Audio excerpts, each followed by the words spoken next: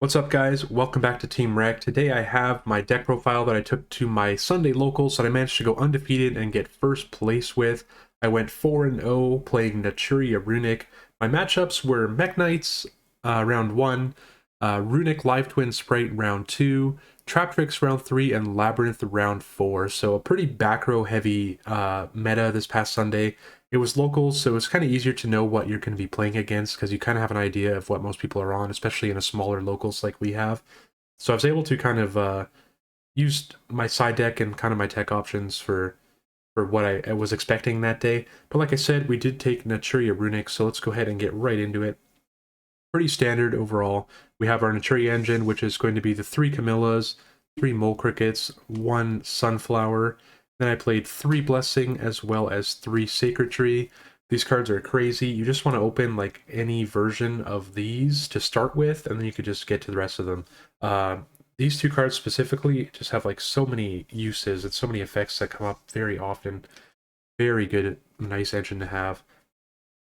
In terms of the Runick engine, I actually decided to play 3 Fountain. Main reason for this was it's not that bad to open, to be honest. And we also have like Kashtira and stuff like that I could have played against. And I don't want to banish my Fountains. And it's really good for the grind game, especially against like all the trap decks or Runick Mirror matches. I really want to be able to grind. So I thought 3 Fountain was pretty good. Never bricked on it. And it actually came up a few times as well. So pretty good overall. And then we have kind of the standard stuff. 3 Runick Tip, 3 Flashing Flyer, 3 Freezing, 3 Slumber, 3 Destruction. This is kind of just your standard Runick lineup. And then I went ahead and played 2 Dispelling and 1 Smiting Storm. I wanted more Runick names because you need to open 2 Runicks in this deck to really play the game. Ideally, you want 2 Runicks that aren't the same. Smiting Storm is the best one to mill your opponent because it's up 2, and so you can activate it no matter how many cards they have left in their deck. And that's kind of your plan B after you've resourced all your plans. And I played 2 Dispelling instead of like a Golden Droplet or a second Smiting Storm because this one's actually pretty good. When people search, you could just get a free card out of their hands, so pretty good overall. Runicks are crazy. I love Runicks. It's probably my favorite deck type that they've released in a long time. And then I wanted to keep the deck at 40, so I had 6 more slots to play with. So I went ahead and went with Go Second cards. We just did 3 evenly. Obviously, this card's very strong right now, especially with the local meta that we had that day. A lot of trap decks and like Runick decks. It's a little weird because you don't get a battle phase after turn 1 normally, but honestly, it doesn't matter. If you open this turn 1, it's pretty much this game. You can just enter battle phase and use all your Runick spells in the battle phase if you need to like negate stuff or bait stuff, and then just evenly them, and it's pretty much game. And it's just a free discard if you go first. And if you draw it past like turn 1 when you don't get a battle phase, it's once again just a free discard. It's not the end of the world, but it's just there for the odds of opening it. And then other Go Second card I played was actually 3 Kurikara. This card was actually insane. In my Labyrinth matchup, I tributed both of his like big lady monsters, and it was pretty much game from there. I played this over like Ash Blossom or like something else. Like I even considered like a Kaiju. I really just wanted to test it out because I think this card's pretty good right now. It's actually pretty good to draw into since you draw so many cards on your turn. You have many turns where you could draw like 5 or 6 cards. And this card actually isn't that bad to draw into, and then you can distribute their board. So I thought it was pretty good. It worked out. I'll probably keep testing it. I do think it's a pretty good card right now. Moving on to the, let's do extra deck next here. Pretty standard stuff, I would say, overall. For the Runicks, we played 2 Hugins, 2 Jerrys, and 1 Moonin. These are pretty standard. You don't need more of these at all. I played this. Obviously, it can come up in time, but also you have hands where you don't want to summon another one of these, and you have like a weird Runick spell. Like you'll have like a Smiting Storm or a Dispelling, and a potential draw 3 if you just activate it. So I'll often just activate it just to summon the Munin and then just get the free draw 3 because you'd rather draw into like the useful Runicks than keep like a Dispelling going into their turn, if that makes sense. So I've used this sometimes just to kind of have on my end board. It's not that bad. It protects you from Cosmic and like some other random targeting stuff that can come up. So it's definitely not bad to do just to like get free draws out of your hand. That's it for the fusions. Obviously, we played the Nap Beast and the Barkion. These cards are crazy. Nap Beast put in work against my Runick matchup, and Barkion put in work against both of the trap matchups. This card's definitely very good. We played the 2 Synchro 6s that both say draw 1. You need them both. They both come up in different scenarios. Both very good. Curl Dragon on its own is very good, even if it didn't draw a card, to be honest. I played the Scarlight. This is another time condition, but that didn't really come up. It's honestly just pretty decent card at clearing the field. Just destroys all effect monsters, and it's just a big body as well, which does help sometimes. Other than that, for synchros, we've got the 210s. Both of these came up. Baron is absolutely insane in this deck. A lot of times just turns into like a Baron control, kind of slow down the game and keep destroying cards every turn until they either don't scoop or until you just mill them out.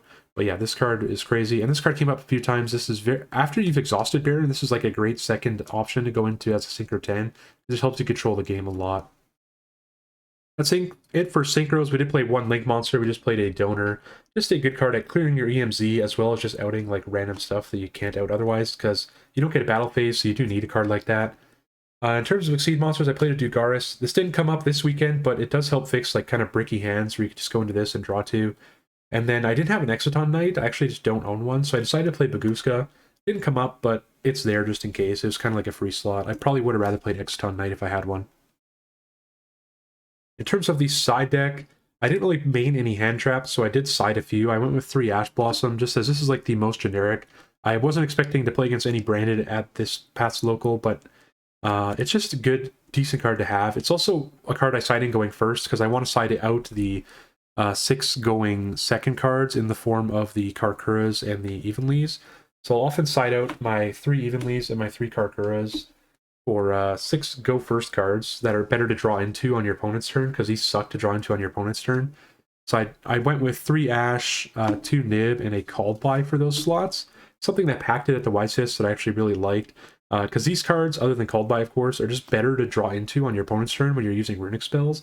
And if they're going to break your board, it's more often than not going to have to be in 5 summons if they're not playing like Runic or something. And Ash just kind of prevents like random stuff that could get you there. And I played the Called By just because D-Shifter is a big problem for this deck. Obviously, it's a one-of, so you're not that likely to see it. But just generically going first, it's obviously better than like drawing one of these. So I just wanted the Called By. It's like a decent slot there. And then to round out the side deck, I played 3 more kind of going first / going second cards. Grave of the Super Ancient Organism, didn't side it in, didn't see it, didn't need it. I might continue playing it, I might not, but it's very good in like Kashtira and Brandon matchups. Then I wanted some going second cards. I went with 1 Feather Duster just for, you know, all the back row decks at locals and mirror matches and stuff, as well as 2 Cosmics for that same reason. I figured Cosmic over like Twin Twister or even like MST or whatever other options there might have been, Lightning Storms and stuff, just because I wanted the not destruction effect and the banishing effect. Against Trap Tricks, they can protect. Against like Heavenly Prison and stuff, they can protect. And against like Runic Fountain, this is just better because they can normally protect against with a Hugin. Then my last 3 slots were 3 Dark Ruler No More. It's very good against Sprite, which I did play against 1. It's also just good against random rogue decks that put up like random like negate boards. We have like hero players and stuff at locals, and just being able to like negate Plasma is always a good card. And you don't really need your battle phase, so your no battle damage or whatever doesn't really matter. As long as you can negate their board and out it that way, that's all that really matters with this card. It also outs the, if anyone's playing Nap Beast, this is like your only out to Nap Beast other than the Kurikara and the Evenly. So it's just another card to out that in case I ever ran into that. So that's it for the deck profile, guys. Like I said, I did manage to go 4-0. I do plan on playing this deck again probably soon. I really enjoy the Runic strategy. Like I said, if for whatever reason you get outgrinded to the point where you have no Naturia cards left, you just become like a mill-out deck, and you just play a control game while banishing the top cards of the deck until they decide to scoop. That's basically what it turns into. So if you guys enjoyed, be sure to subscribe to Team Rec, and we will see you next time.